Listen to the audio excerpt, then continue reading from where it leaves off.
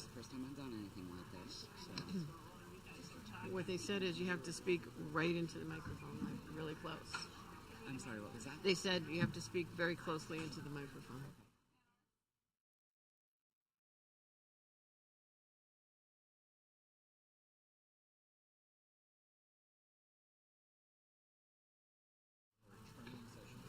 Okay, folks. The mics aren't on.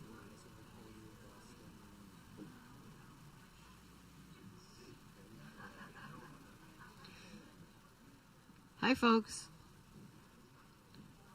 We're about to get started, so you can just settle in. Thanks for joining us. Everybody? Okay.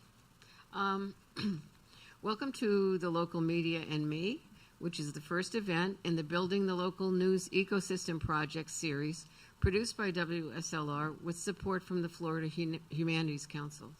My name is Maria Vesperi, and I will be moderating this event as the designated humanities scholar for the project. I'm a cultural anthropologist and a professor at New College of Florida, where I teach both anthropology and journalism, and sponsor our award-winning student newspaper, The Catalyst.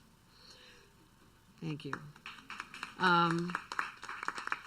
We appreciate all of you who have taken the time to join us here. I know there are other things going on, like a school board meeting, I heard, so thanks for coming here. And we know by virtue of your presence that you share a belief in the value of ethically sourced local news to the future of our democracy. We hope to build on that tonight, and I will repeat the details of what comes next as we move along. The evening will begin with short presentations by 3 area journalists: Bradenton Times investigative reporter Dawn Kitterman, Sarasota Herald Tribune columnist Carrie Seidman, and WSLR news director Johannes Werner. Each will speak briefly about their own current roles, then use their experience, which is pretty broad, in news organizations to focus on topics that provide knowledge about how the news is produced. Our larger collective goal is to foster skill building and news judgment among you, our audience participants. After the presentations, we'll have a short, moderated discussion among the panelists that invite you to participate in the dialogue. Please introduce yourself and begin by sharing what attracted you to this event. Those with direct questions for the panelists should please go first. Then we will move to a more general discussion of what issues and concerns brought people in and what topics they would like to see covered by local media that might be underrepresented or even missing. Following a short break, for the second hour, we will reconvene in smaller groups to talk about specific issues identified in the first hour and how citizen reporters might contribute to covering them. Each group of tables, and we'll put them together in groups, will select a topic to explore and designate someone to take notes for each group. After 15 minutes, the whole audience will reunite and the groups will present their ideas. Then the panel will take turns with final wrap-up thoughts. We are aiming to conclude at 8 p.m., so we want to be mindful of time. That said, we also want this event to be as interactive as possible. So let's get started. Our first presenter, panelist, is Dawn Kitterman, an investigative journalist and local government reporter for the Bradenton Times. Dawn took on a non-traditional career route, which is very interesting, coming to journalism by way of citizen activism. After running multiple Facebook groups aimed at engaging the community on matters of local government, she wrote an in-depth investigative piece on the collapse of the photo gypsum stack at Piney Point, and all of you will remember that. The publication was so impressed with her work that its editor offered her an internship, which she completed ahead of schedule before going on to become a full-time member of the staff. Dawn's work focuses primarily on watchdogging Manatee County government.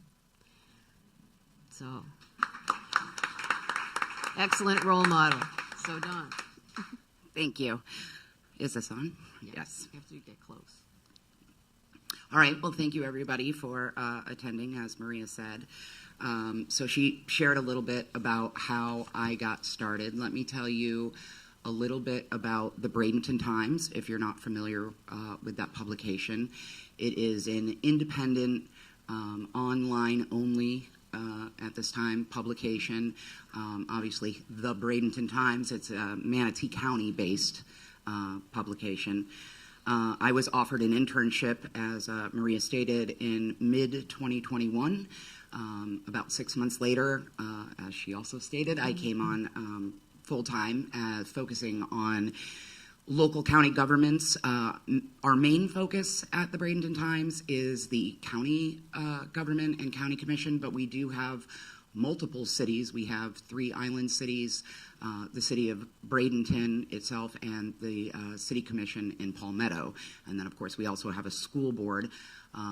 It is a lot to try and cover everything, so I can't, although sometimes my stories and my reporting may switch focus on issues of greater interest to the community that may be going on in one of those other cities or local governments. So yes, January of this year is my full second year now as a full-time staff member, and I'm a 35-year resident of Manatee County. I moved to Bradenton in 1989. I attended local public schools, including King Middle School, if you're familiar, and Manatee High School. The thing that is unique, I think, about the Bradenton Times is that it was started by a former Manatee County Commissioner. His name is Joe McClash, and he was a county commissioner for 22 years. And in 2009, he felt like he was experiencing, through his work serving as a county commissioner, a bit of, I would say, a bit more influence maybe than he would have preferred in how local issues were being reported.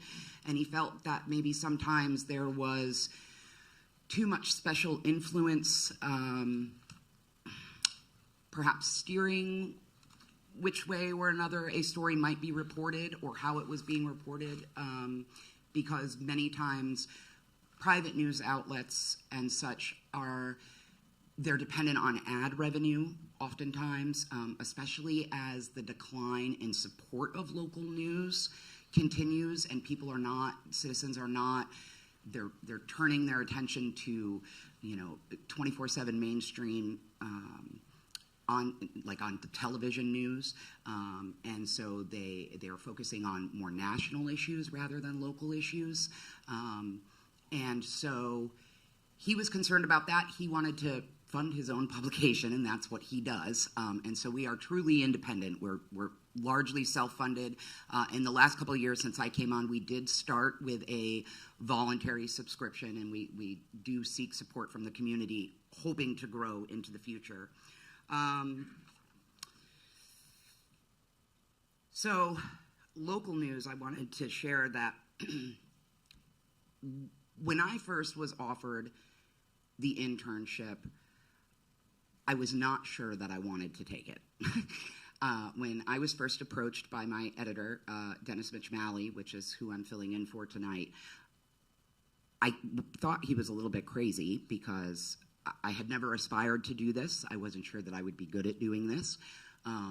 But also I was a little concerned because at that point in time, and I'm sure all of you, given your interest in being here, would recognize this, that in mid-2020, there was a lot of contention in the nation around journalism and the quality of journalism and the motives of reporters were brought to question a lot, and I wasn't sure that I wanted to step into that role or what that role would look like, and I was very concerned about sort of what Mr. McClash, I guess, motivated him to found the paper under, concerned that I would be told how to report or what I could report or, what issues, even if I felt they were important or was hearing from the community, that would be swayed somehow.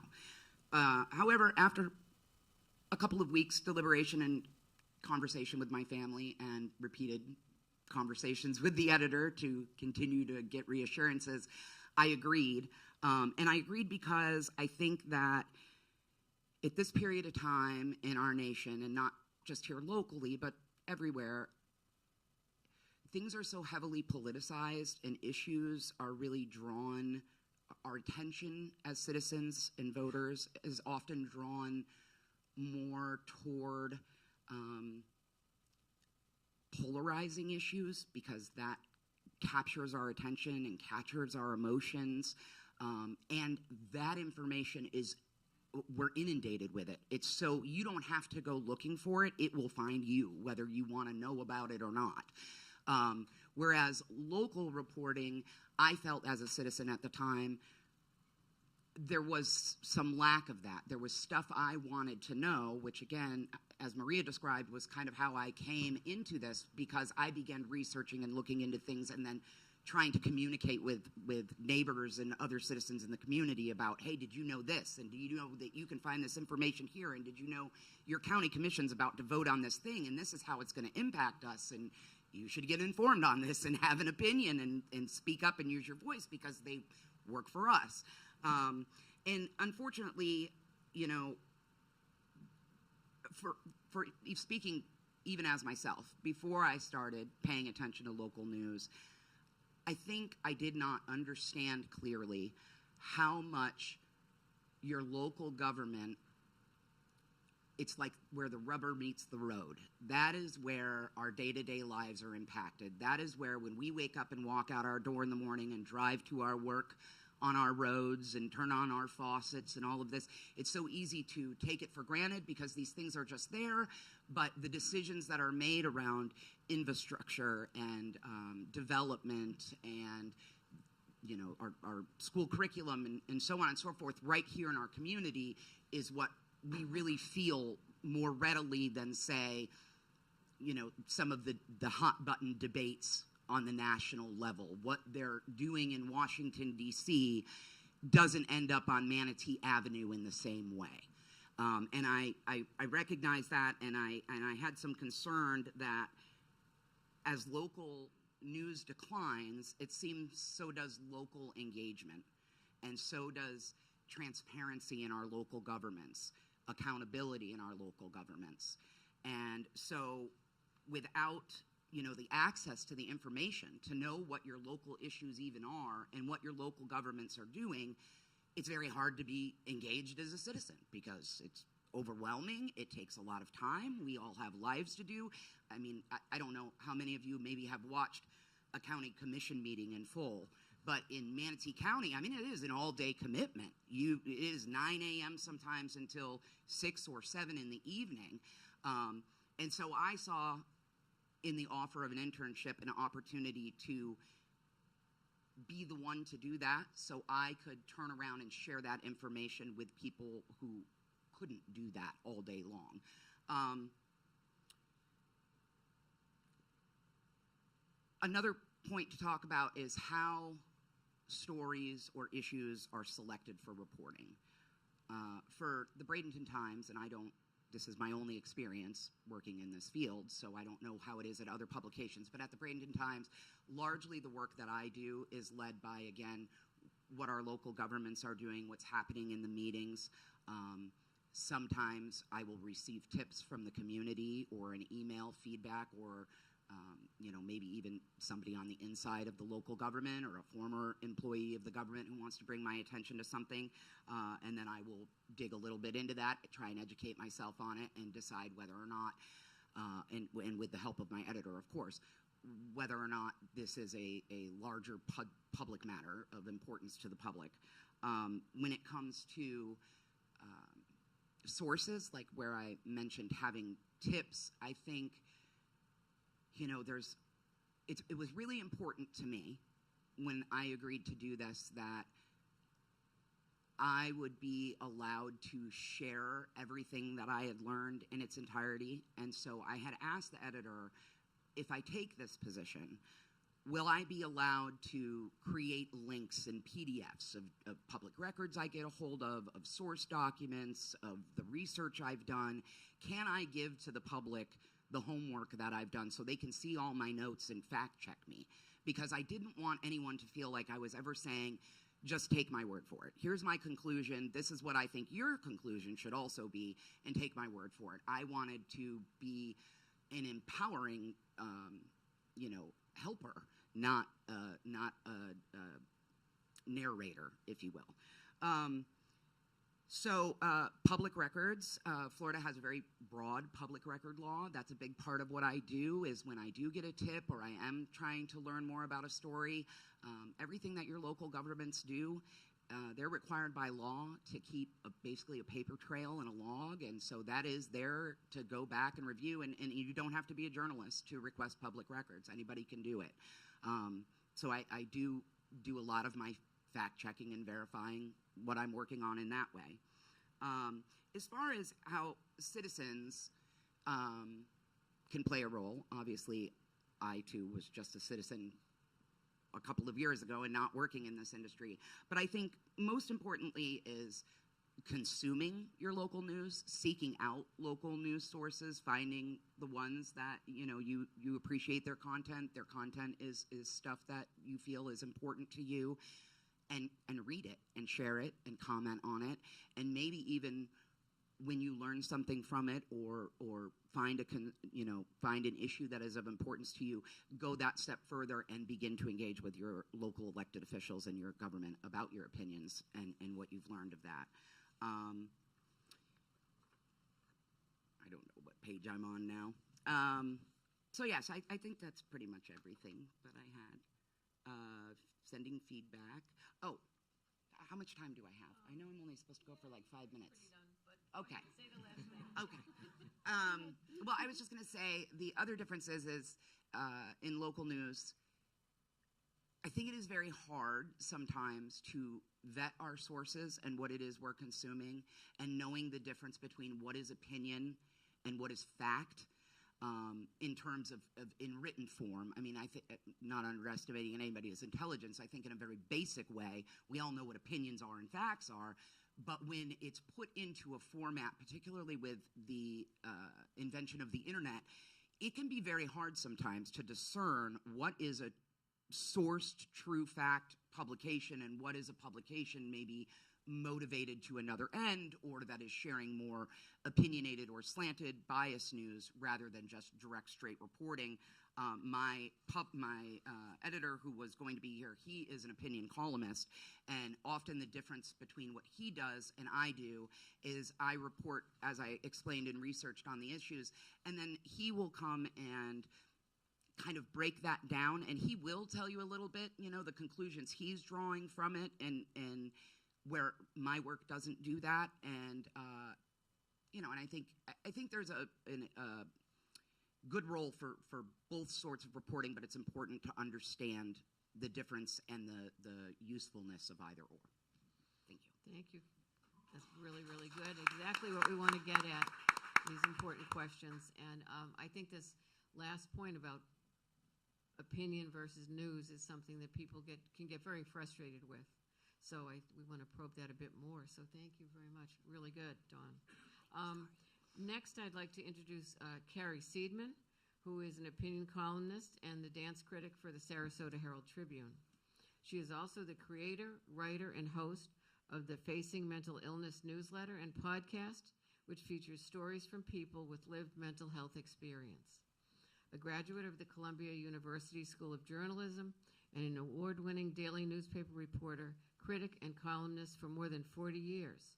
She previously worked for the New York Times, Los Angeles Herald Examiner, Albuquerque Journal, and Albuquerque Tribune, where she covered a broad range of subjects from sports to arts to mental health, in formats ranging from reviews and features to long-form narratives and investigative enterprise reporting. I understand she has a new book out, and we would welcome a word about that as well. So. Thank you. Hi, everyone. I'm a last-minute substitute here tonight, so unlike Dawn with her wonderful presentation, I do not have notes prepared. I'll just give you a little bit about my history here in Sarasota and what I try to do currently with the column that I have now. I came to the paper in 2010 because the paper I had been working for in Albuquerque was one of the many great community papers that we've lost over the last decade. And I came here, I made the decision, I had lived in Albuquerque almost 20 years, and it was a big decision to move all the way across the country And I did so because the paper, the Herald Tribune at that time, was owned by the New York Times regional media group. And I had worked for the Times in New York. They knew me, I knew them. I thought, this is a good, solid thing. I can be assured that, this is an organization that's not going to change, and they're still doing really good community journalism. So I took the leap. I moved across the country, and 3 months later, the New York Times sold all their regional newspapers. And that was the first of 3 changes of ownership over the time that I've been with the Herald Tribune. And each time there was a reduction in staff, there was a reduction in budget, there was increased workload, single people doing multiple jobs, just the whole contraction of the newspaper industry that we're all pretty aware of, and kind of why we're here tonight. I took over the column from a longtime columnist who had Tom Lyons, who had worked for the paper for 20-some years as the lead city columnist. I took over in 2017. I'm a very different writer than Tom, and I had very different ideas about what I wanted to do with the column. And I came in with pretty rose-colored glasses, thinking that I was going to use this column to unite the community and create harmony and get everyone working together. And I couldn't have picked a worse time in our country's history to do that. But some of those thoughts about what I tried to do with my column are still motivating factors for me. As the newspaper industry has contracted, as we've lost reporters, as many of the reporters at the Herald Tribune now are not people who've lived in the community for very long, are young reporters who are just kind of getting their feet under them as far as reporting goes. I have tried in the column to pick up things that are getting dropped elsewhere, things that I think the community needs to know about. There hasn't been a dedicated county or city commission reporter at the paper for the last year. So there's a lot of opportunities for me to use my column to tell people about things that they may have missed. And while my column is an opinion column, I do a lot of research for my columns. Those of you who've read them know that I'm not the kind of columnist who just writes off the top of my head and spouts off my opinion. I say, this is my opinion, but this is the information I have that brought me to that conclusion. I try to do a bit of explanatory journalism in my columns to explain things that maybe people don't understand, if they don't know what a comprehensive plan is, if they don't know what a text amendment is. I try to think about doing something called solutions journalism, which is not just presenting a problem, but presenting how the community might address that problem. Probably one of the more flattering things that someone has said to me since I started the column is, you are the conscience of Sarasota. And I am very humbled by that. I don't by any means think that I am that, but I try to be. I try to remind the community of the things that they may have not considered, the people they may have overlooked, the situations that need attention that aren't being addressed. And I also try to be very accessible to my readers, and I think that's something that we have really lost in the newspaper industry. I said when I started the column that I would respond to anyone who contacted me. And I have tried very hard in every case, whether someone contacted me by email or phone. Both my email and my phone number are at the end of every column I write, and I always respond. And, sometimes it's not a lot of fun because a lot of times you get feedback that's pretty angry or pretty nasty. But I have really, I think if I've done any service to the paper and to the community, it has been maintaining that connection with the community by responding to readers, by going out and talking to local Rotary groups and alumni groups and neighborhood associations, so that they feel like invested in the community and how we're reporting news. And that has allowed me to develop some really great relationships with people within the community who've become wonderful, valued sources for me. And so, yeah, my goal is to break down that wall a little bit between the newspaper and the readership. And when people say that I work for the Herald Tribune, I like to say, not really, I really work for my readers. Because while the Herald Tribune may sign my paychecks, my goal is to, educate and inform and provide an accessible person to people in the community who are involved and concerned about the community. So that's just a little bit about what I try to do. Okay, thank you very much, Carrie. I think this point about accessibility is a really important one. I was a reporter for the Tampa Bay Times in the 1980s and early 90s, and I was also an editorial writer and columnist. And when I worked for that paper, people could just walk in off the street, come up to the floor where the newsroom floor, and tell the receptionist they want to see somebody, and either be waved back into the newsroom or one of us would come out. That has changed so much to where, now you really can't get into a newsroom. There are all sorts of barriers, and that's made a huge difference, along with all of these other things that both of our speakers have mentioned. And institutional memory is an important one, people who understand a story in a bigger context, and the steady decrease in local reporting, because that is the first to go. There are stories, you can run a paper by buying things from a news service, and it looks respectable, but inside there's really nothing that you couldn't get somewhere else. So it's that the gem of the local news is what needs to be protected. Okay. Let me just add one thing. If you want to know why I think I'm the accessible person on the paper, because people call me on Sunday mornings when their paper hasn't been delivered and say, your phone number is the only one I can find. Can you help me? Very good. Okay. Our next presenter is Johannes Werner. I think some of you already know him. He's spent his adult life as a journalist, covering communities large and small, from his hometown in Germany, co-op farmers and unions in Mexico, auto workers in Detroit, the courts in Miami, business in Cuba, and now the place he has called home for more than half his life, Sarasota.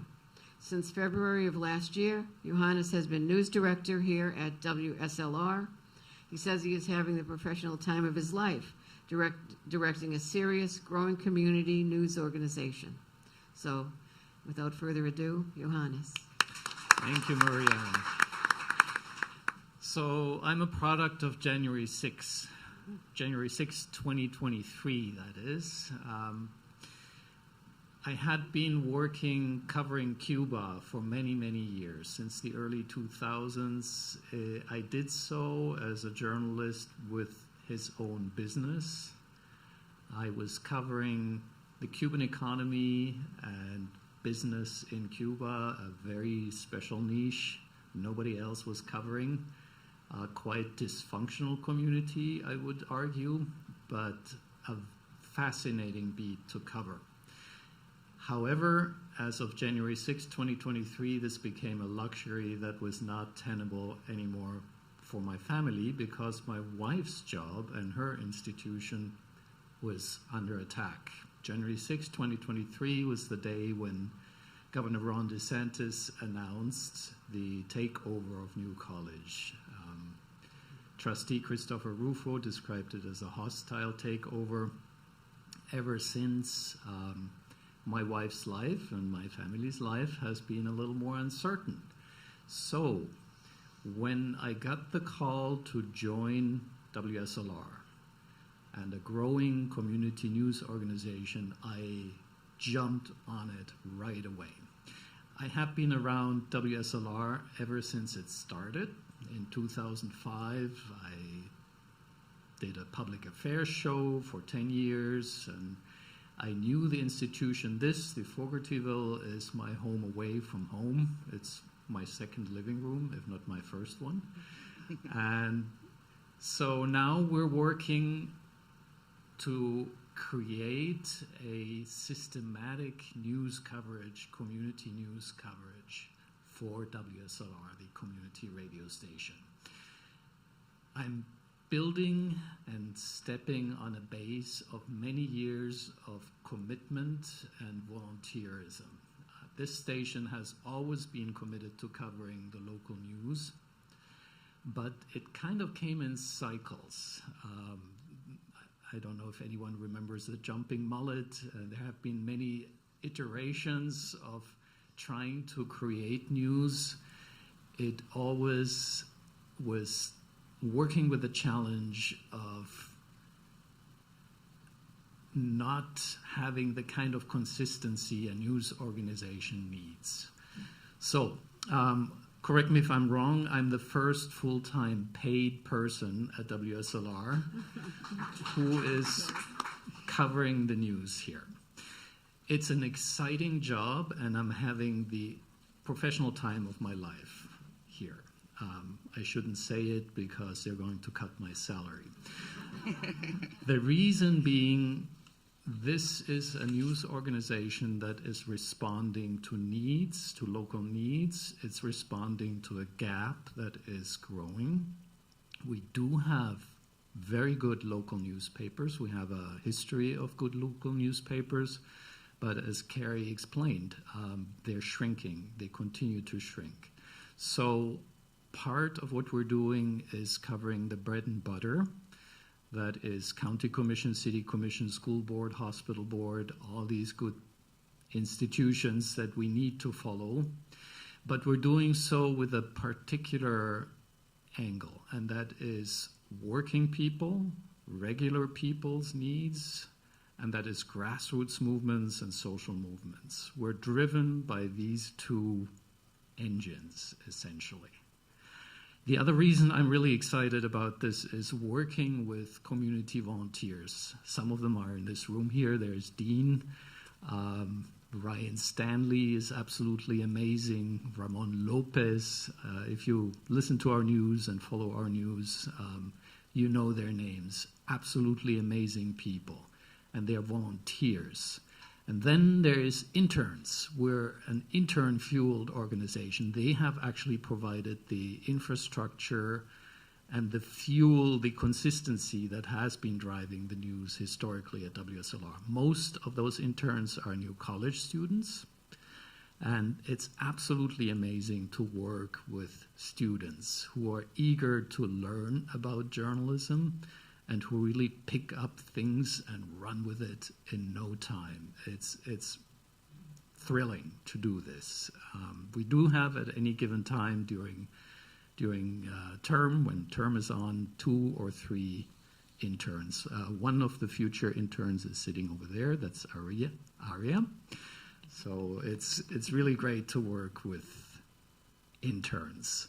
My not-so-hidden agenda here is trying to hear from all of you what we're doing right and what is missing in what we're doing. And the real agenda here is I want to drag you in. I want you to engage and help us cover the news. We're a quite work-intense little organization at this point because we try to reach beyond the airwaves. We're limited by low-power FM. We cannot reach more than about 10,000 people a week with our spoken news.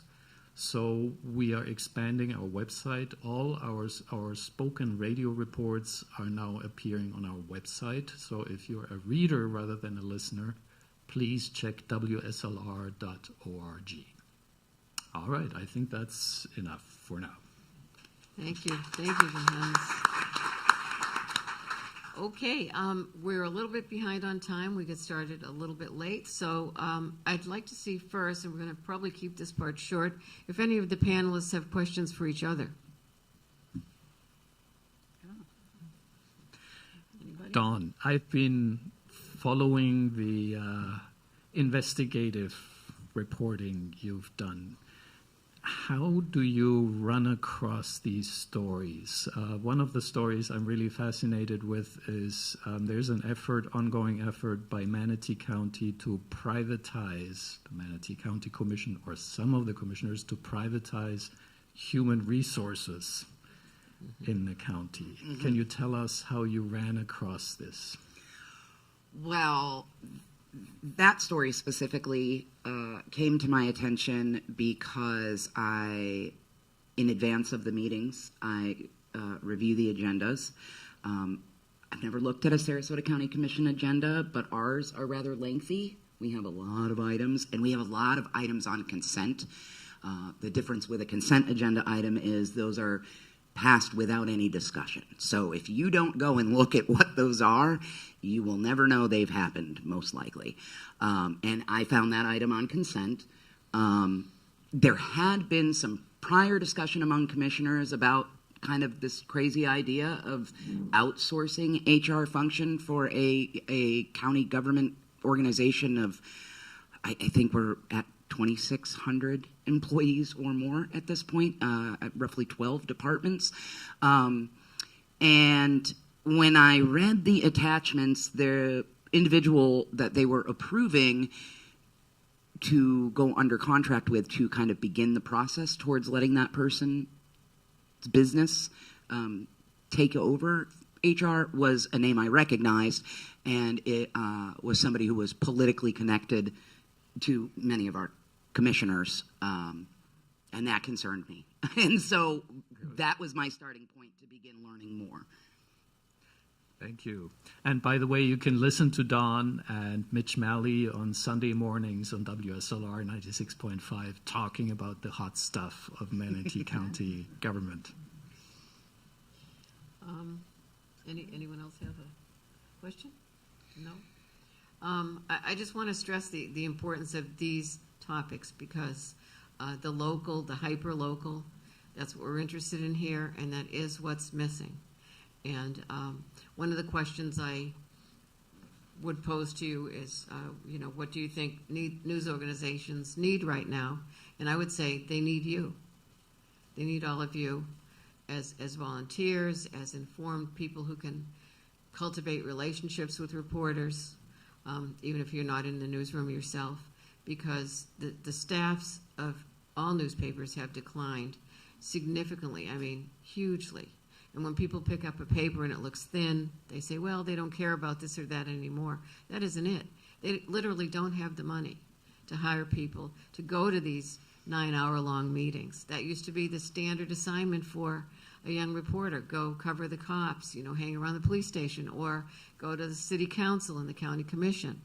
And that's where they learned a foundation, where they learned some institutional memory of the city or community, neighborhood. So then when something changed, they would know. They would make those connections. We had a reporter for the Tampa Bay Times, which was called the St. Petersburg Times back in the day, Martin Dykman. Some of you might know his name.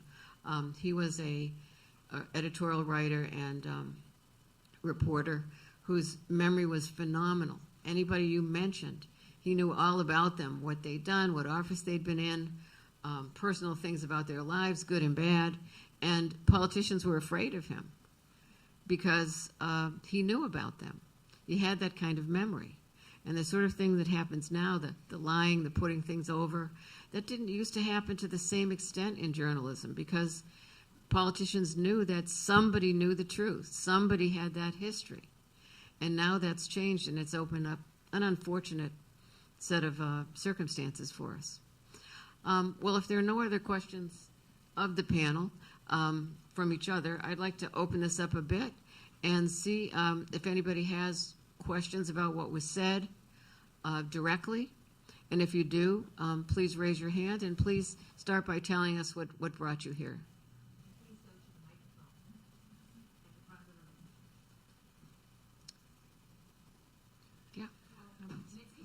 Yeah, please come forward. Microphone shyness. Yes. Good.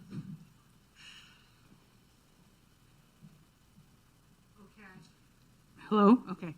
My name is Mitzi Ito. I was a journalism major for 2 years in college, State University of New York at New Paltz, but I ended up switching to political science. But my question, and I work for the Department of Health as a health educator, so I'm technically not supposed to really say too much, but my question is not so much political, but how do we get to the point where people learn how to be critical thinkers again? Because I think that has a lot to do with the fall of journalism. People aren't really taught how to think critically. So yeah, there's a lot of, the opinions. Everybody has an opinion. I guess a lot of people think all opinions are equal. They are not. How do we kind of re-educate or educate people so that they can start to value local journalism? I would just have one potential suggestion. When I lived in Albuquerque, which, many people think New Mexico is not part of the United States still. And there are in many ways, New Mexico is a little backward. But one of the things that they had in the high schools there when I was there 20 years ago was media literacy classes. And the need for them was not as great as, it was still important, but it was not as great as it is now, that there are so many sources and false sources and lies and so forth. But I think that's a great place to start cultivating young people who grow up with an awareness of how to tell when something is real, when something's not real, when something's subjective, when something's opinion, when something's news, how they can check out whether a video is a deep fake, whether a photograph has been photoshopped or whatever. So I would, I don't know how we would go about getting that into the Florida education curriculum at this point, but I certainly would think it would be a great thing for our young people. Well, I'm not so skeptical about people's innate capacity of being critical thinkers. I think it's more an issue of getting the information. I see that with community volunteers I work with. As soon as they're confronted with the actual facts and statements and documents they are working through at a county commission or a city commission, they begin to sort it out. The only thing I like to keep reminding my fellow Americans here is, having lived in authoritarian countries, the people there are very used to read between the lines. They're looking at the silence. They're looking at what is not being said, and they're spinning their thoughts and their analysis from there. That's the only deficit I see here. So very often when I'm working with reporters, I keep telling them what is not being said, what is not on the agenda, may be the news here. That's really an important statement. Reading between the lines. I know 1990 I took a trip to Poland where I had to do some reporting, and I was amazed by the people who would sit for hours in front of the television. I didn't know what was being said, but people would just listen to these talking head news programs all day. And when I asked some people what this was about, they said, this is new to us. With the end of the Soviet era, for the first time, we have news. We can get this information. And I started thinking about how we take that for granted so much. And shortly after that, we began to have so much coming through the internet, and people complain about information overload, too much information. But following up on what Johannes just said, what information is it? What isn't? What aren't we being told? We're not being told a lot about what goes on locally. And I think that's the thing that is available to us if we look and if we talk to others and if we know how to find sources. There are sites where you can fact check things. You can find out if, again, if photos are real and so on. And that's super helpful. But I think that a lot of times it's just that people have turned away. They feel overwhelmed. And what they really need to be talking about is accessible, is right there. So I would encourage all of you. I would agree with a lot of what's been said, particularly your comment about looking for what's not being discussed and what's not being said. And I think that is part of what I have learned in the last couple of years about the value of local news beyond just local information, is local issues, because, as I said earlier, there's not a real significant way to make a partisan slant on a lot of it, right? When it comes to our day-to-day lives and our infrastructure and our roads and our spending and our quality of life, most people, regardless whether you're a hyper-partisan or a non-party person, a lot of times when the conversation starts and communication is happening, I've found that there's a lot of agreement. Everybody seems to really want for a lot of the same things. And so I think the value in local news also, in terms of your question about, getting back to or having more critical thinking, is that those issues, because they are so tangible and not emotional, crazy red meat stuff, is something that, as you had mentioned, becomes more easily applicable, where they can begin to, where people, communities can begin to come around an issue together, and it becomes more clear when somebody's blowing smoke or intentionally leaving out important points from your elected officials or from the dais, or somebody's holding back information. So yes, and if I might also add, I share in your concern. When I'm on social media, I have a lot of people that I love that I know are super intelligent people who sometimes the things they share that they find on TikTok or YouTube and just take for granted that it is the God's honest truth is very concerning sometimes. So I share in your question. And yes. I just want to add real quickly one more thing. I know it seems very basic, but what I've found, because my column is written in a very conversational style and it's pretty informal, we need to do a better job of explaining things to people. We can't just assume that they are going to understand that if these text amendments are passed that change the comprehensive plans, that could change development around the entire county.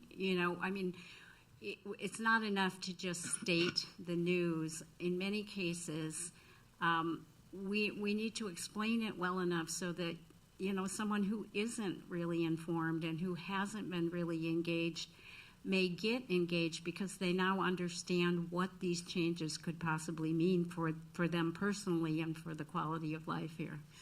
And to that point, if I may also add, sorry, I'm talking too much. No. That is where citizens really play an important role, because when and if you begin to have interest in a local issue and decide, I think I'm going to write my county commissioners, or even better, I'm going to go address my board during a meeting. And then you share that with your friends in your community that you are doing so, or if I don't know if Sarasota does like Manatee County, we have YouTube videos of our meetings, so you can literally share the YouTube video out and show what your comments are. And by you as citizens doing that, you are doing what she was just explaining about helping to break it down and digest it into a conversational thing, because there are a lot of moving parts and complex things that, and as Maria had said earlier, that are kind of growing and rolling things. I was not prepared I thought that by doing this beat, and granted, it is a unique period of time in journalism, and especially in Manatee County government, but I was not prepared for how much I, at this point in time, would feel like I'm writing chapters of a story rather than reporting separate, independent stories. Can I just ask one more question? How do you think that it would be a good idea to develop a strategy on how to start getting this out more widely in the community? I mean, that's one of the things I always wonder about. How do we get the information out to people? Citizens need to read it, share it, subscribe to it, talk about it. That's my best. We're using social media very proactively. Kathleen back there is the promoter and spreader of our news. Great. And also being more accessible, like I said. If there was someone you could email, someone who will respond, someone you can call who will respond, it makes a difference. It makes you feel connected to your local news source. And it helps me. I'm the same way in that regard. I will talk to anybody sometimes, believe it or not, for hours on the phone. People I've never met before, but I learned so much by doing that. I learned so much. That is another unexpected benefit that I got of this, taking this role at the Bradenton Times, was I figured I'd learn quite a bit about civic processing and procedure and stuff. What I didn't anticipate was how much I would learn about just kind of the regular Joes of the community like me, and how much I would gain from that, and actually like my community more than I think I did prior to starting, despite some of our defects. We have another question or comment. Okay, and please, everyone, please state, why you came. So I'm John Miller. Julie Morris and I have a radio show on WSLR. It's not always news, but it's our changing environment. And I have about 3 different blogs. And I'm contributing to the decline of the Tribune because I provide content for free. So people that should be getting paid. Anyway, the reason I stood up here is that when Andrew Yang ran, aside from getting rid of the penny, Yang argued for government investment in local news by citing studies that connect increasing political polarization to the collapse of local reporting. If you believe in a vibrant democracy or even a functional democracy, Yang said, then you have to believe in local journalism. And he was proposing that the federal government should pay 535 journalists $400,000 for 4 years, or $100,000 for 4 years to work in local communities doing journalism. That hasn't happened. But I'm wondering if any of you are aware of initiatives to fund or support local journalism that's not based on a subscription model, which is what we've sort of had with newspapers. So that's my question. Well, media and government. So this institution is in part funded through tourism tax dollars. The Fogartyville is a cultural institution. I'm not going to share much more detail, but these tourism tax dollars might be gone in a few weeks from now because of politics. So while I would agree that government should play a role in sustaining information, the flow of information, I am skeptical in the current climate, political climate, how sustainable that would be. And I'm saying sustainable, I'm coming from a culture of public radio and TV. In Germany, you literally pay taxes to get solid news. And it's been working well for 5-6 decades. It's continuing to work well, but this is a very different kind of political environment. There is general agreement about the need of the state providing, not providing, but helping to provide independent news. I think what we've seen more here locally is some of the foundations supporting local news. We have the Brancic Foundation put together, what's it called? The Community Collaborative, Community News Collaborative, whereby they're funding an editor and several reporters to report local news that is available to any local news publication. So WSLR can use it, the Herald Tribune can use it, the Observer can use it.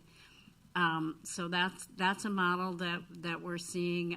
I don't know how many of you know that the Patterson Foundation has, for years, at least 5 years, because it was before I left full time at the paper, has funded a reporter position at the newspaper to report on a specific area of coverage. And I will tell you, as a dinosaur print journalist, that when I first heard that they were doing that, I was completely appalled, because I thought they're buying this reporter to write, to write about the issues. But it's generally worked out okay. They've been hands off, and they just they pay this a salary that funds a reporter to to report in a certain area. So there could be pitfalls with that for sure, just in terms of keeping the conflict of interest out of it. But I think that those are the kind of things that we've been seeing, especially in Sarasota, which does have large foundations with a lot of money, who are interested in reviving local news. Yes, the Brancic Foundation is really doing a good job, so kudos to them. And I've seen examples of this kind of reporting, too, that Carrie was mentioning. The Tampa Bay Times had a externally funded report on affordable housing in downtown St. Petersburg. It was a very extensive series that they could not have afforded to do on their own. And it was really top rate. We had another comment or question. Thank you.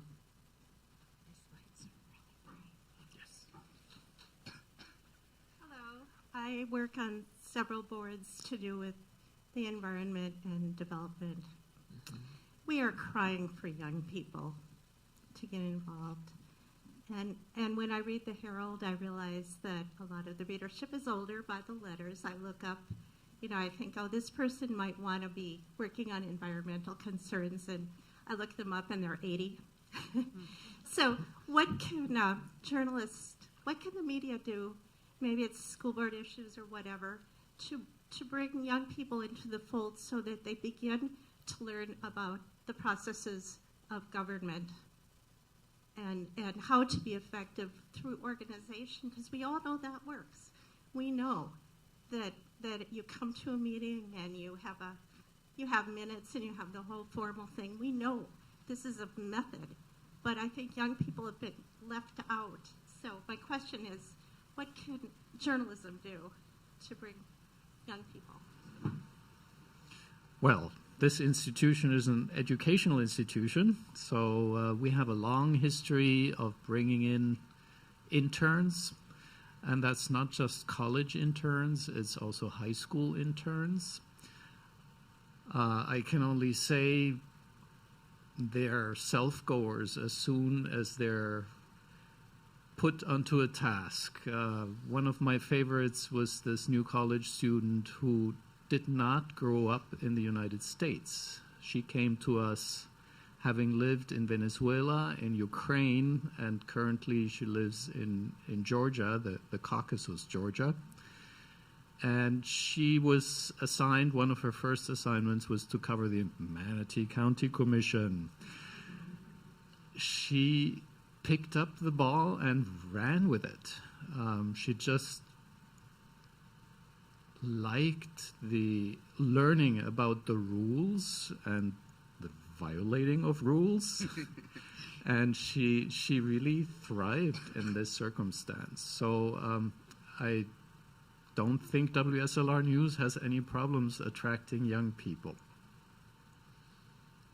I can say that at the Catalyst, we have had some very strong reporting on county government, on, for example, the decision fairly recently to defund the Library Association, both the state and federal, for ideological reasons. We had a reporter go to the meeting and pay very close attention and do a good job of explaining, which is something that Carrie brought up, to teach people how to explain to other people what they're finding out. That's not so easy. It's much more easy to make an assumption that people know what you're talking about. And if they don't know, they're likely not to pursue the story to the end because you've already lost them. So I think, I think there is an interest.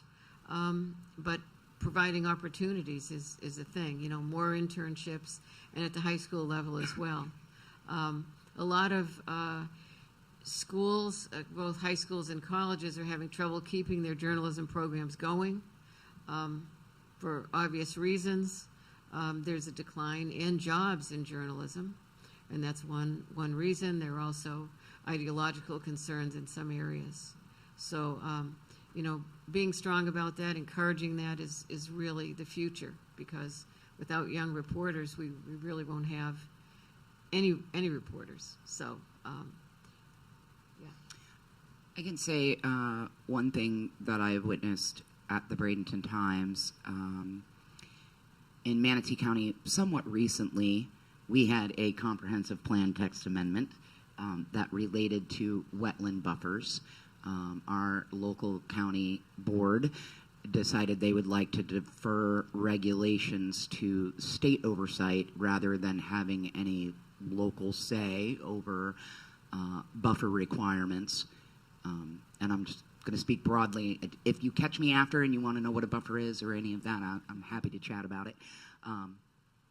But there were, and this is not the only issue where I've seen this, and I know I've seen it also at Sarasota County Commission meetings. There were several youth who got engaged on that issue. One young man, I believe he's 15 years old. His name is Bryce Claypool. I hope I'm saying that right. He has started a group of youth who are concerned about the environment. My editor invited him onto the podcast. He sat with my editor for an hour and talked about what he knows and why he thinks it matters and why he thinks more youth should think it matters and what it means for the future. We've also had student writers submit guest op-eds in writing and letters to the editor, which is something that we'll publish from just about anybody, even if we don't agree, provided it's respectful. So that, I think, is one thing that I know we're doing at the Bradenton Times, but we're pretty small operation, so. I think, there's no question that my readership is probably average age 65. But one thing I try to do as much as I can is write about when I see youth are doing something in the community that's activating the community or getting involved, to give them, to showcase them. Recently I wrote about a new nonprofit called the Sea Alliance, which was started by Xander Moritz, who's the young man from Pineview who has gone viral over his Bridget Ziegler comments. And it's an incredible new organization that just received the largest philanthropic donation ever to a youth nonprofit in the world, not in the country, in the world. They got over $1 million as an initial funding. And their main goal is not only providing, they have a storefront on Orange Avenue, but not only providing a place for students to come and debate and discuss and talk, but also educating them about voting and local government and how to present at a local school board meeting. So just giving them more visibility in the paper, I think, is something that that I can do. Yeah, that alliance is a very exciting thing. I'm from a small town that has, still has to this day, town hall meetings where you go and debate issues and vote on them. And, the power of that, of bringing people together in one place where they can have the kind of interaction that they're having there or that we can have here is just so powerful. And it breaks through that idea of each computer, getting news and maybe not being able, somebody mentioned, being surprised, you did, Dawn, about otherwise smart people sharing weird things on the internet. Well, part of that comes from not being able to see it with other people. And somebody says, that's ridiculous. That person is not there, the person who used to watch the nightly news together, as a family or something. So anything we can do to counter that in person is really good. Do we have any other questions or comments?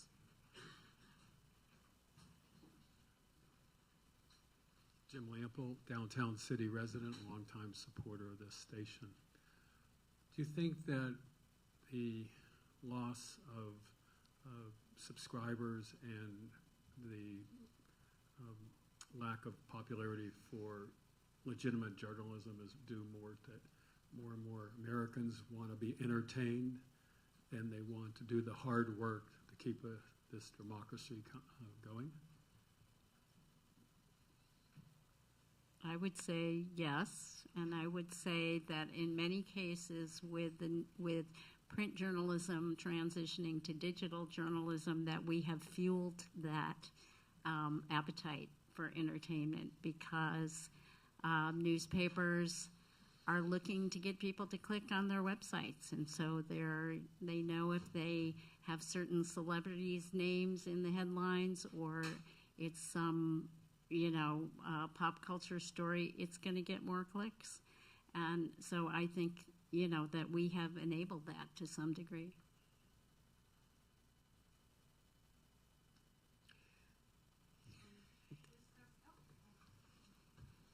All right. It's a question of the audience, really, but we'll have you answer it because probably the largest consumers of media are you guys, because you're looking at it every day, right? But, one of the purposes of this event is to try to get some feedback on where are the gaps in local coverage, right? So if you all don't want to come to the microphone, we'd love to have you write them down, but I bet you all have answers to those questions too. So I will ask our panelists, where do you find the gaps in our local media coverage, and any ideas about how we fill them? Well, from my perspective at the Bradenton Times, and again, it's different, I think, than maybe the Sarasota Herald Tribune or the Bradenton Herald, although I have seen for myself the shrinkage and pulling back of resources.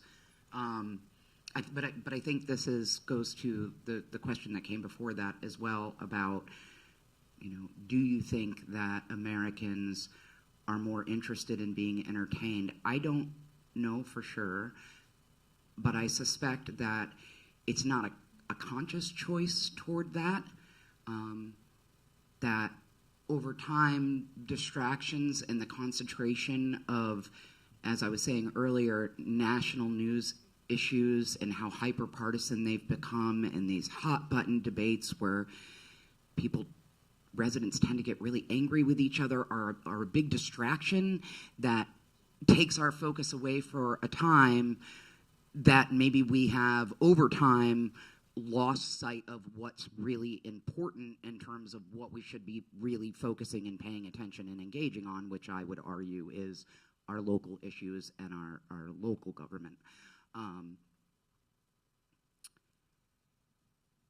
I think for us at the Bradenton Times, hoping that I'm not speaking out of turn for my publisher or my editor, but I think that what's missing is more resource and more support, because of that full circle. We don't require subscriptions, we don't have paywalls, but we do, because we are self-funded, we do ask for voluntary subscriptions. I am compensated for what I do there, as is my editor.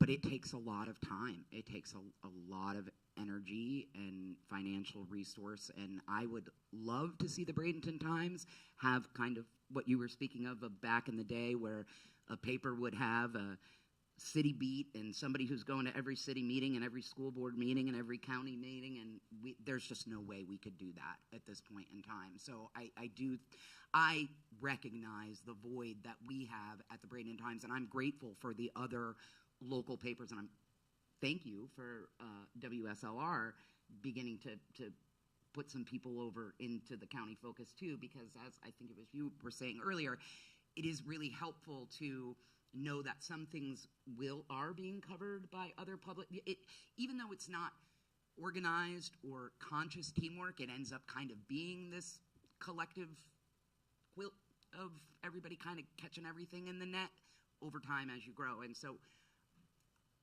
I wish that there was a way to have more of that. I don't know what the answer is in terms of, funding and resources, but I think that's where things are missed the most, is there's just so much going on. And Sarasota and Manatee County are not small communities with small budgets or small matters happening. Gaps. There are three pet peeves of mine. One is what Dawn mentioned, when there is no public pushback on something, bad things happen. Bradenton City Hall. The city of Bradenton literally is selling City Hall to a developer. There has been fairly little pushback to it, and so the coverage so far has been just a factual chronicling of what the city council is doing. But there are big questions out there. Why are we doing this? What is in it for residents of Bradenton? And who is gaining and profiting from this? So big questions are not answered by just chronicling whatever the city council is doing. Pet peeve number 2, everything relating to economics. The traditional presentation of economics in daily newspapers is business. We do not have an economics section, we have a business section. And it's usually a business section that responds to the needs of business owners and investors. We have the stock page, we have everything there reported from an investor's or business owner's standpoint rather than an employee's, a worker's, or a consumer's standpoint. So that's another big gap.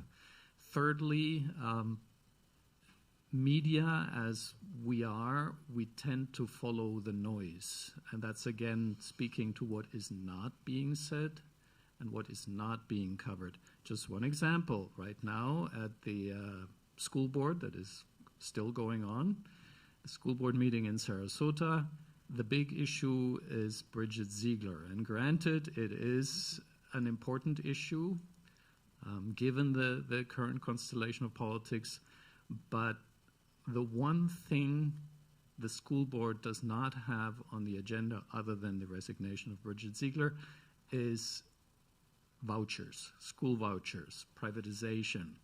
The public school system in Sarasota is beginning to bleed students to private schools, and this is going to affect everything else.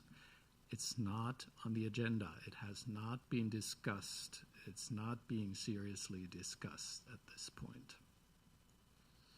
And there are reasons for that.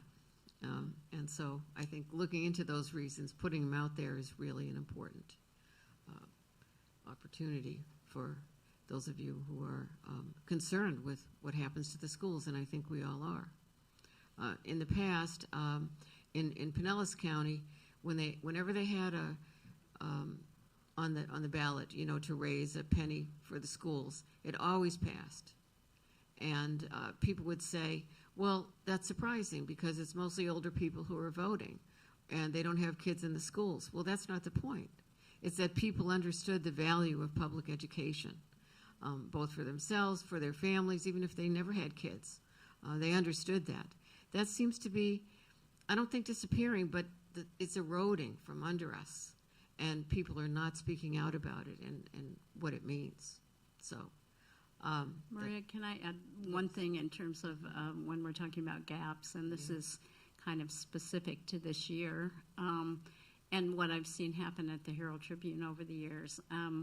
I think one of the places where we really fall down is not supplying community members and voters with adequate and accurate information about the candidates. The paper no longer does endorsements, which were helpful to some people, but at the very least, I feel like it is the newspaper's duty to make sure that the electorate is as informed as they can be, so they can make educated decisions about their votes. And I think that's an area that I've seen, at least at the Herald Tribune, be very neglected. I can say, as a person who used to do that work when I was an editorial writer, in an election year, we'd be given a notebook that was literally this thick, a binder with every single candidate and all of their statements, and most of them would come in and speak to the editorial board. It was very time-consuming, and there were 9 of us on the board at that time, and we would all have certain candidates that we had to follow, write up about. So when the Tampa Bay Times gave its endorsement of a candidate, it was based on a lot of information that had been collected over months, and that just doesn't happen anymore. Again, because they don't have the people to do it.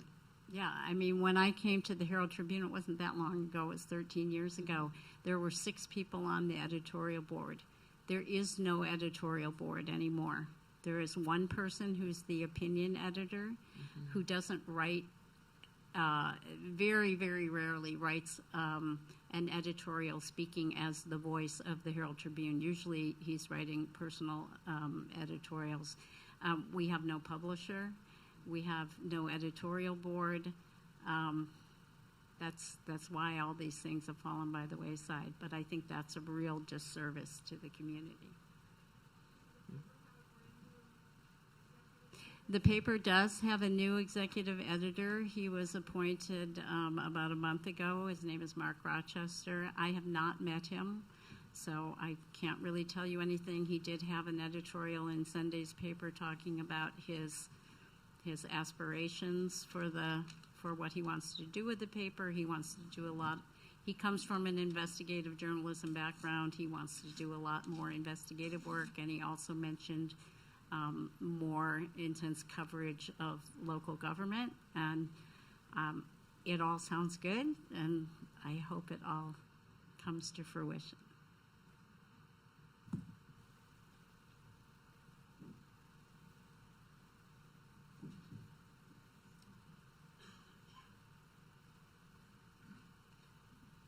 Hi, I'm Jean Etzinger. I'm a retired newspaper editor. I've worked for some big papers, the Chicago Tribune, the Miami Herald, the Associated Press. I also lived in Brazil for a while and in the Caribbean for 18 years. I've been in Sarasota for 22 years. Coming to the meeting tonight, I had 3 things in my past in my mind. One was that when I was in college, majoring in journalism, we had a course about 4 different kinds of media, and one was the Soviet Union, which the big government controlled everything that was put out to people. Another was banana republics, where each political party or partisan had their own newspaper, and people read the one they wanted to read. And then there was the United States, which had independent, every viewpoint represented, et cetera, et cetera. Well, things have changed so much today, and what I see today, it's not newspapers, but more social media. It's more the banana republic. People are picking and choosing what news they want to get. It's fed to them what they already believe. They don't want to hear anything else. And if they do peripherally hear about something else, they don't believe it, they reject it, which doesn't relate so much to local coverage, except the problem I'm not seeing addressed here is not so much what's being reported or how it's being reported, but who tunes in. And you've mentioned the senior citizens here obviously are still attuned to media. young people, and if they're in the right school and the right teacher, they'll be oriented toward that. I personally think that media literacy should start in preschool. If it did, we'd be better off. I don't think it's going to happen, but I think that's what would really change things. I'm concerned about the people who are in between, the people in their 30s, their 40s, the ones that are the really strong partisans right now who are hating each other. And how do we get those people to tune into what they really need to understand? My answer for that would be to give them some information about issues that matter to them on a very local level. As Dawn said so well, when you get out and drive on the street, what condition is the street in? When you see these puddles and you hear vaguely about, sea level rise, what is that actually about, and how does it affect you? The school issues, people in their 30s and 40s have kids in school, and so these issues should be of primary interest to them. No pun intended. But anyway, one thing, we were going to, I think we're modifying what we're going to do here. Originally, we were going to have a little break, and if anybody needs to stand up and move around, please feel free. But instead, since we only have half an hour left, what I think we can do is that what we're going to do is rearrange the chairs and have people discuss things in smaller groups. That's not going to be practical right now. So what I would like you to do, and please don't be shy, is to call out an issue that you think is important to you, is important locally, and let's do some brainstorming. Talk to us, talk to each other, talk to us as a group as if it was a town hall about what could be done. And let's kick some ideas around. Developer influence on the local and county levels. Okay. Can I speak to that? Yes. Especially in Manatee County. All right. But, okay, All right. well, I first of all, I don't necessarily know in the state of Florida how unique we are, although we are trying to be pretty special, I think.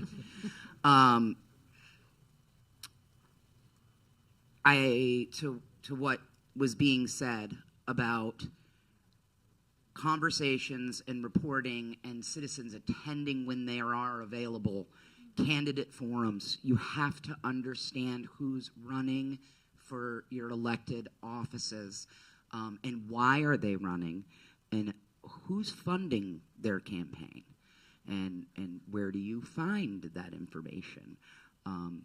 I think that is I guess that's the simplest.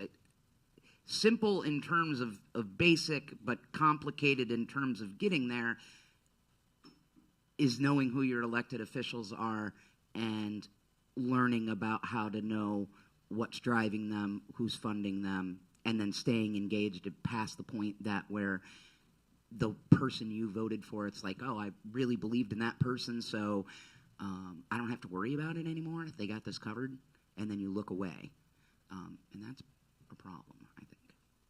Development, I'm going to do a little poll. How many of you are concerned about something about development in your local neighborhood? I certainly am. Practically everyone. I live near downtown St. Pete, and they're currently erecting a 40-something tower residential building right in the center of downtown. It's going to be the tallest building on the west coast of Florida. It's horrific, and it's not going to benefit any of the local people because all of these condos start at $1 million something, and they're bought by investors. We know that, but what can we do about it? One thing we can do about it is not that building. That's done. There was a big fight over it, and the city, people who didn't want it lost. But it's just one of many such things. And so I think we can talk to our neighbors. Who else would like to share something about development that they think really needs to be reported on more or looked into more? Yes. One thing I've seen and been preoccupied by for a while is how the county has changed some of its planning procedures, which cumulatively have basically excluded the public in the process. The planning process has become a private planning process. The public has been excluded in most ways. And the one way that we have left is we talk at hearings. And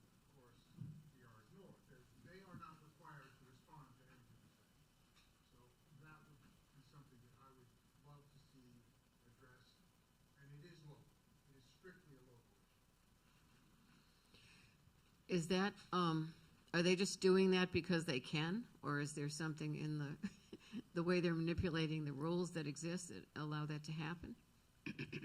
So we are recording the event, and we cannot hear you if you do not use the microphone. So please use the microphone. That's a complex question. I would suggest that part of it is that there has been a transition over time in Sarasota County from about 2011, where the developers came back in force after they were starved by the crash of 2007 and 8. And when they came back, they decided, we're going to control this board, and they do. As such, the incentive to get the staff to change little procedures, and I'll give you an example. And Carrie, you just wrote about this, the workshops, the neighborhood workshops, which used to be person only, in person. Anybody could go and look closely at the plans, ask all the questions. Now it's all online.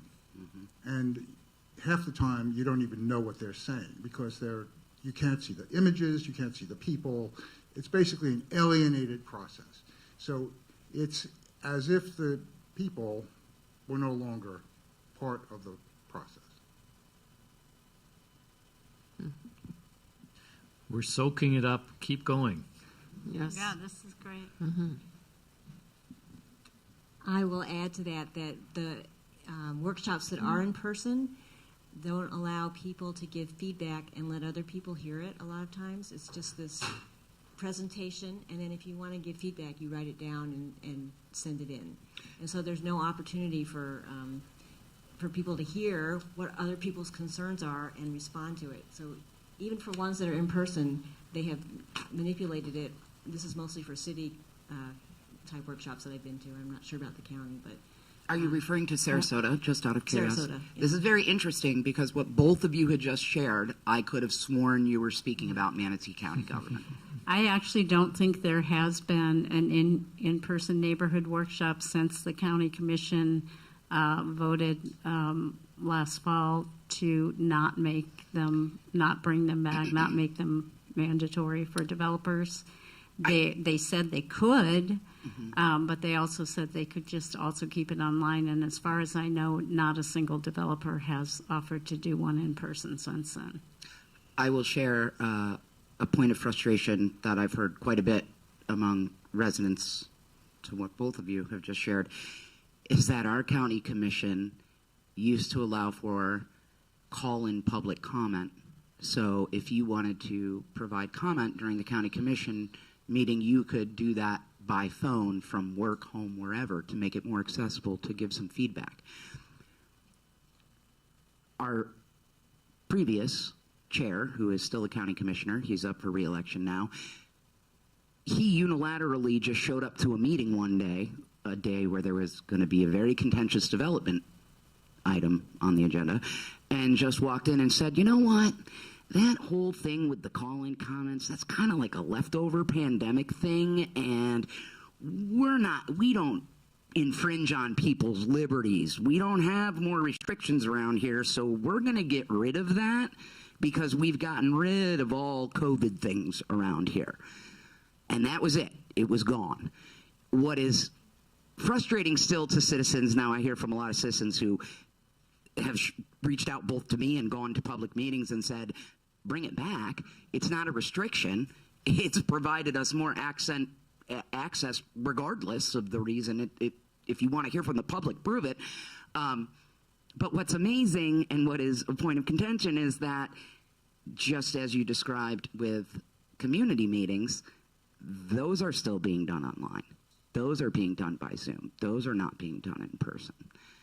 And so we have a lot of residents who are saying, how come they're saying those protocols all need to end that came in during the time of the pandemic, but where it matters, we can't get an in-person meeting? So I don't have an answer to that. Just thought I would share.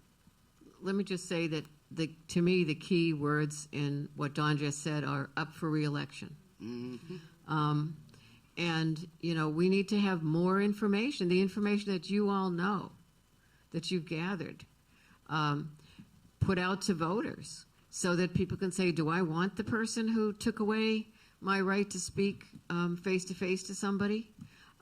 Most people are going to say no, but they're not terribly aware of this. So even with big issues like development, elected people are making these decisions. And it's possible to unelect them, but only with the right information. I would like to throw a question into the room. The flip side of overdevelopment is luxury development. Yes. It is destroying existing housing that is affordable, and it is not being replaced with housing that is affordable. So the flip side of it is the affordable housing crisis. I was wondering how you see this.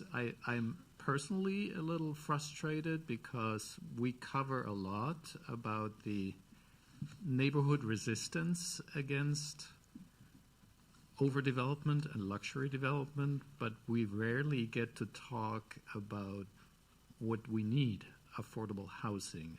I'm wondering how you see this and how you think we could cover this.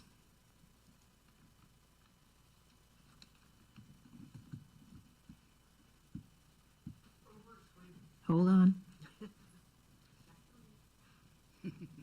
One of the things that I would really like to know with the luxury housing, these high rises going up and these communities, these buildings, are they selling? Because if they're selling, that's a problem, right? It means like the people that are moving in are not the workers or not the, middle class people.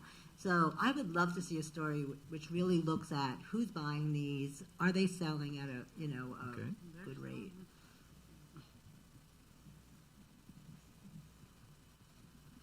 So this is a subject that's intimately familiar to me. The inability to purchase a home. It's out of my comfort zone. Oh, yeah. So almost bought a home a couple years ago, and the appraiser faked it. Second one faked it. I spoke with a lot of people, and similar stories. I am looking around me at the community. I'm from Sarasota. I grew up here. My community is getting ripped apart by this issue. People I know personally are being forced out of the state. My family's going to exit soon. I work in the building industry, which is the ironic part about this. And the developers who are responsible and connected to most of the political figures, the larger developers who are unconscionable, most of the people in the building industry trash talk them too. Most builders are mom and pop organizations, but there are trade magazines talking about the build for rent market. There is huge push for investors to develop this area of investment. There's collectives forming, and I see articles from different investment blogs that I follow, the building articles that I follow, and I think it's really going to develop a substantial bubble burst, and I don't know the nature of it. Everyone you read who is expert on the subject appears to have a different opinion, sometimes within the same edition of the magazine. So I don't know. They are selling, I'll tell you that. I have seen a lot of builders literally constructing whole houses just for Airbnb, luxury houses. An article I saw recently was 18% of the houses in Sarasota are for Airbnb. So we have so many factors. I think a good way to cover it would be, well, what are the actual factors that are causing the dissolution of communities? And that is what's happening. Thank you. Yes, very good. I would just say, firstly, you're all doing a wonderful job in terms of reporting. As a person that's busy, has many obligations, like a lot of us do, I should do my duty and be a better informed citizen. People don't have the time or that education distraction, as you talked about. Just over-explain it to us would be my sole request, especially the development side. People don't they don't see it to the end. They don't think it through. They don't think about, well, why isn't it bad that I can't say what I'm thinking at a meeting? And again, we all know that on some level, but just over-explain it. Good example of listening to our changing environment, talking about water quality and then reducing the wetlands. And until Dr. Tierney with the Suncoast Waterkeeper explained, like, they're going to put more chemicals in the water. Yes, it'll still be safe to drink, but you won't want to drink it. And that's why it's, you have to really drill down 2 or 3 layers to get at it. So. Literally drill down. Yeah. In terms of the development issue, I think we have to really flip the coin and change the narrative and focus more on the reality of, it's not that people don't want to work here in Sarasota, okay? It's they can't afford to live here to be able to work in it. I know there have been articles, but maybe there has to be a major push or a concerted, group and have a bombardment of similar related articles to help people understand it more. Also in the different communities, get people in the community to get involved. I know that I would not be able to live here, and I won't be once my mom's gone because she pays the rent, and I'll have to leave. And so it's hard because I know a lot of people in a similar situation like you. And I think maybe if there was a way to focus more on that aspect of it to really educate people more, that would help a lot. And also maybe to get people mobilized in all the communities. And I'm sure it's been tried, so maybe it's a question of thinking outside of the box and figuring out a new way to try to get people involved. And not to change the subject, but what's his face, Morix and the Sea Alliance or whatever, they're going to be at 215 South Orange tomorrow from 5 to 7, is it? From 5 to 7, so if anybody wants to go. If I may, in relation to this topic about affordable housing, a different aspect of that is the issue of insurance. And it is out in the news. What I'm finding interesting so far is that I'm not hearing enough of different models that do exist elsewhere. And it sounds like, okay, the state has to somehow make this affordable, but there's no conversation about the fact of the push to privatize and the fact that in the end the state still has to pay, and the state is us. So thinking about other ways of thinking about ways in which we protect ourselves and support each other in moments of environmental harms, like the hurricanes, etc., and being able to support each other without that necessarily implying that we are forced to put in money into the pockets of the folks who invest in the industry. Yeah. Thank you. So I think explaining more of that and providing examples of how other places do it would be helpful.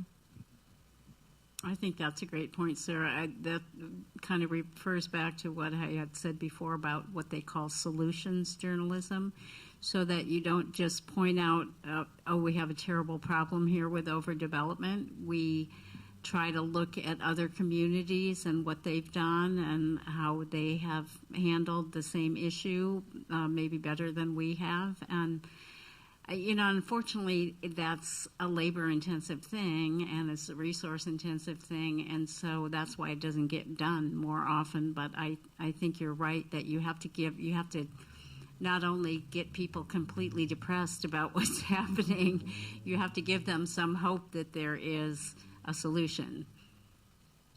I think with the housing issue, there's something called workforce housing.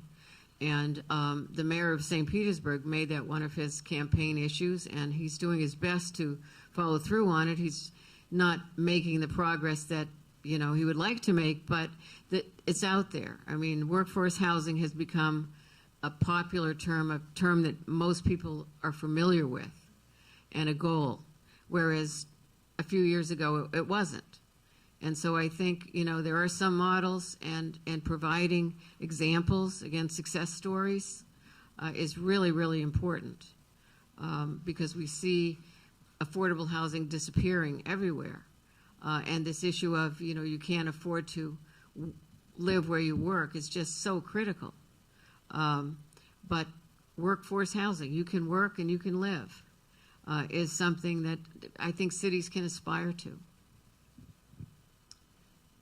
So, Joan and I have for a long time, been listeners to public radio. And there used to be, during the legislative session, a Capitol report every evening. And it was telling you what was going on in the Capitol, in the legislature that particular day. And I really missed that. It went away. And so now what I subscribe to is something called Seeking Rents. Jason Garcia is the investigative reporter. And big shout out. Great guy. Yeah, it's really, really good. And what he focuses on is how corporate and business interests are pushing legislation, a lot of it coming from this American Legislative, ALEC is the acronym, and they feed model legislation to state legislators, and then they become law in Florida. And he focuses on that, how this is the concept, the economic concept of private parties seeking government action in order to benefit their industry. And so seeking rents, and I think that's a really, and then locally, Sarasota News Leader does really, really in-depth covering of the Sarasota County Commission, and it's really inexpensive to subscribe. I think it's like $30 a year or something like that. And I really value that. Gives me a lot of background on what's going on in the county commission in Sarasota County. We're actually subscribing to the Sarasota News Leader. They're lead providers for us. Yeah, great. So shout out for both of those, Seeking Rents and Sarasota News Leader. But for me, the issue that I wish got more local attention is the climate crisis. Rising sea level, hot summers, people who are working outdoors in the summer and they don't have access to water or shade or rest periods. All of this, it's really, and more, I mean, the hurricane intensity is part of what's causing our insurance rates to be so high. And, it's just, that whole realm of things I think is really, really important and doesn't get enough local focus. Yes, thank you. That's a really important subject that citizen journalists can pick up on almost anywhere. A very powerful story we had in the Catalyst a few years ago had to do with a hurricane, and one of the reporters saw that people coming from other states were sleeping in their trucks in a big parking lot. And that turned out to be a really important story. It was compelling. They came to help, but they were not, and they were, some of them were in the parking lot of a big hotel. And so, the issue is here, why can't these people reach out and help when people have come and volunteered to do this work? This happens a lot. And there are all sorts of issues having to do with storms, crises, and so on, that we see individually the effects I mentioned earlier about people who talk about sea level rise. That's an issue in my neighborhood in St. Petersburg. People talk about it all the time, but we don't see that much reporting on it unless something really bad happens. So I think when the conversation gets going among people like yourselves, that's the opportunity to compare notes and to bring it to somebody like Dawn or Carrie or Johannes, who can actually put the word out there, move it to the next level. So I hope all of you are ready to do that, and we want to help. Bring it to us, and can I plug quickly? Mm-hmm. Engage with us. Yeah. We are offering a 1-month free workshop for community journalism. So everything I've heard here, I would love in our newsroom. So if you feel like you have a little bit of excess energy, consider taking that workshop. It's about the tools of the trade, journalism, and particularly radio news. 4 Saturday mornings in February. It's not much more than an hour each Saturday. The outcome of it for each participant will be producing a report for WSLR News. So if you're interested in that, please apply. It's wslr.org, top of the page, Community Journalism Workshop. Click on that and please let me hear from you. And also, as I said, my email and phone number are on every column I write. Some of my best columns have come from tips from readers, so please feel free to, call me or write me with any ideas you might have. Yes, and do we have a comment? Yeah, go ahead. I don't want to end on a negative note here, but part of the audience, I think, for all of us is people who have not actually landed here yet, who are considering maybe they're part-time residents and they're thinking of moving to this area permanently. And I started a thing on my Facebook page. It's thinking of moving to Florida. You need to know that we are 49th in community engagement. And Carrie, correct me, are we 50th in mental health care or 40? What are we? I haven't seen the most recent statistics, but we're near the bottom. Yes, and another crisis that is coming is that we do not have physicians to serve the coming population. So imagine you have enough money to buy a luxury condo downtown Sarasota. Are you going to find a doctor? Are you going to sit in traffic? There are things that could be told to people before they land here permanently. Your insurance for cars will be 4 times what it is. It's not all glorious and positive, and the developers and real estate people are going to plug all the positives and the weather. But I think there are other concerns that people should be told through the media, that this is our life on a daily basis. These are the issues that we face. Yeah, thank you for taking the initiative of doing that on your Facebook page. And I think this is something that a lot of people have social media outlets that they can use and to connect with other people and to do some independent work on that is really, really good, important part of it. Does anybody have one last question or comment? Any of you here? Any panelists? The social media page using Facebook, and if you are active on Facebook, as Maria stated in the beginning, that is kind of how I was spotted by my editor. I started tuning into my local government meetings because I was seeking information. Then as I began learning and gathering information, I started thinking, wow, does everybody know about this stuff? Because maybe we should. And so I made a Facebook group. And because at the time, and still, politics and issues, discussions around government is very partisan, I was concerned that I couldn't succeed in having a true community conversation that was inclusive without it ultimately devolving into a you're a this and I'm a that, and so therefore we will never see eye to eye on anything. So I structured this group around a rule of you can't speak about parties, period. You can't, if you want to share what party you are, that's fine, but you can't advocate for that other people should be this or that party is blatantly this and all good for this reason or all bad for that reason.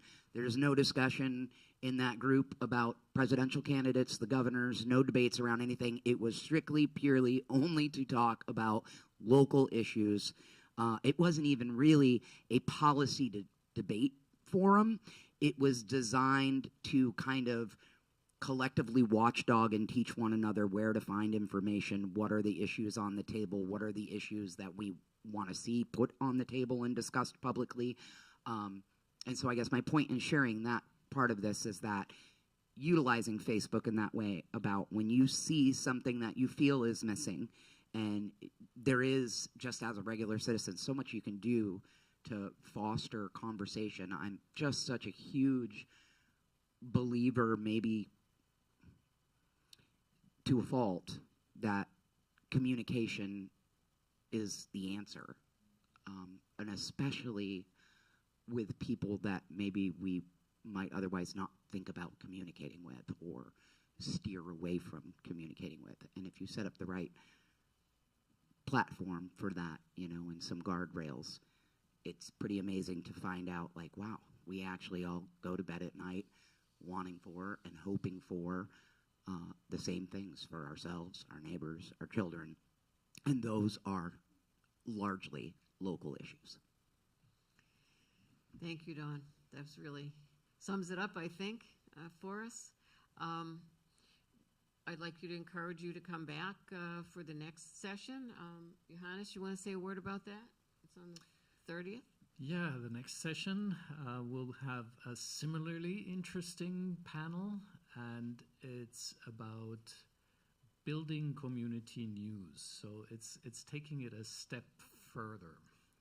And please come back. Again, engage with me.